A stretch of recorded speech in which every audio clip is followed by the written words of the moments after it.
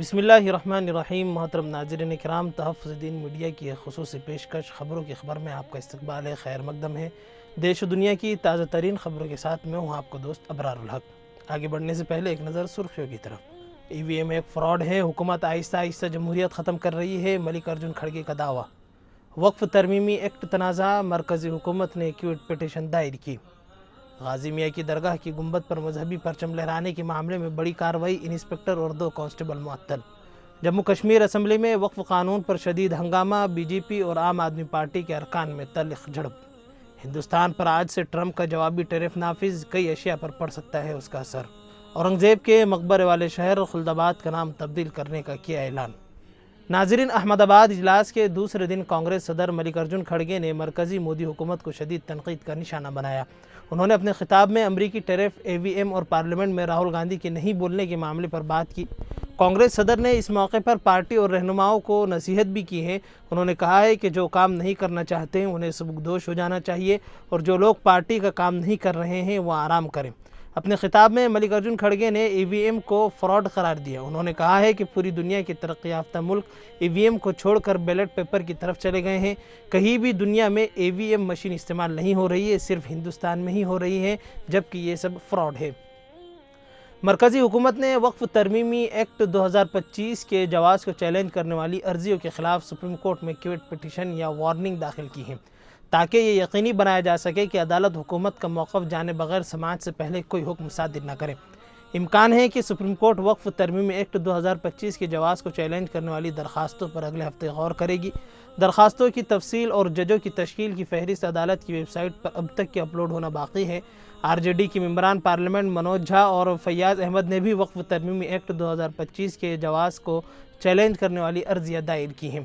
انہوں نے اپنی درخواستوں میں کہا ہے کہ یہ ترمیم مسلم مذہبی اوقاف میں بڑے پیمانے پر سرکاری مداخلت کو فروغ دیتی ہے۔ 6 اپریل کو جب پورے ملک میں رام نومی کا تہوار منایا گیا، اسی روز یو پی کے پریاگ راج میں کچھ ہندو دہشت گردوں نے ماحول بگاڑنے کی کوشش کرتے ہوئے ایک درگاہ کی گنبد پر مذہبی جھنڈا لہرایا۔ اب انتظامیہ نے اس معاملے میں بڑی کارروائی کرتے ہوئے ایک انسپکٹر اور 2 کانسٹیبل کو ڈیوٹی کے وقت لاپرواہی برتنے کے الزام میں معطل کر دیا ہے۔ معاملہ پریاگ راج کے بحریہ تھانہ علاقے کے سکندرا گاؤں میں واقع غازی میاں کی درگاہ سے متعلق ہے۔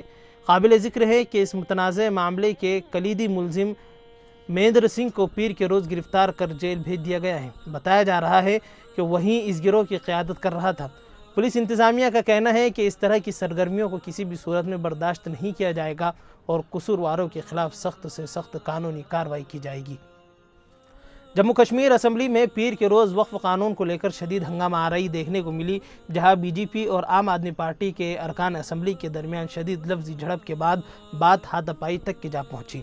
اجلاس کے دوران جیسے ہی نیشنل کانفرنس نے وقف قانون پر بحث کی مانگ کی، بی جے پی کے ارکان نے اس کی سخت مخالفت کی، جس پر ماحول کشیدہ ہو گیا۔ نیشنل کانفرنس کے ارکان نے اسپیکر سے مطالبہ کیا کہ وقف قانون پر تفصیلی بحث کرائی جائے، کیونکہ اس قانون کے حالیہ اطلاق سے کئی اہم معاملات جنم لے رہے ہیں۔ تاہم اسپیکر کی جانب سے وقف قانون پر بحث کی اجازت نہ ملنے کے بعد نیشنل کانفرنس کے ارکان ایوان کے بیچ آ گئے اور نعرے بازی شروع کر دی۔ امریکی صدر ڈونالڈ ٹرمپ کے ٹیرف وار کا اثر پوری دنیا کے ساتھ ہندوستان پر بھی پڑنے لگا ہے۔ امریکہ کی طرف سے ہندوستان پر عائد کیا گیا 26% جوابی ٹیرف آج سے نافذ ہو گیا۔ امکان ہے کہ اس کا اثر زیورات پر دیکھنے کو مل سکتا ہے۔ اس کے علاوہ الیکٹرانکس، آٹو پارٹس سمیت کئی چیزوں پر اثر پڑنے جا رہا ہے۔ امریکہ نے ہندوستان پر پہلے 27% درآمداتی ٹیرف عائد کیا تھا، لیکن بعد میں اسے گھٹا کر 1% گھٹا کر اسے 26% کر دیا گیا۔ ٹرمپ کی طرف سے پیش کیے گئے چارٹ کے مطابق ہندوستان 52% ٹیرف لیتا ہے اور امریکہ اب ہندوستان سے 26% ٹیرف کا رعایتی جوابی ٹیرف وصول کرے گا۔ ٹرمپ کے ذریعے ہندوستان پر لگائے گئے ٹیرف کا سب سے زیادہ اثر دواؤں پر پڑے گا۔ ہندوستان سے امریکہ میں سستی دوائیں جاتی ہیں۔ امریکہ ہندوستان سے $12 ارب سے زیادہ کی دوائیں اور فارما پروڈکٹس تو لیتا ہے۔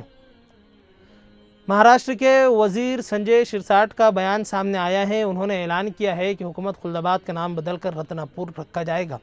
یہ فیصلہ مغل بادشاہ اورنگزیب رحمۃ اللہ علیہ کے مقبرے پر تنازع کے بعد لیا گیا۔ خاص بات یہ ہے کہ خلدآباد کا علاقہ وہی علاقہ ہے جہاں حضرت اورنگزیب رحمۃ اللہ علیہ کا مقبرہ بنایا گیا ہے۔ سنجے شرساٹ نے کہا ہے کہ ہم واقعی خلدآباد کا نام نہیں بدل رہے، بلکہ یہ شہر پہلے ہی سے رتنا پور کے نام سے جانا جاتا تھا اور سرکاری ریکارڈ میں بھی یہی نام درج ہے۔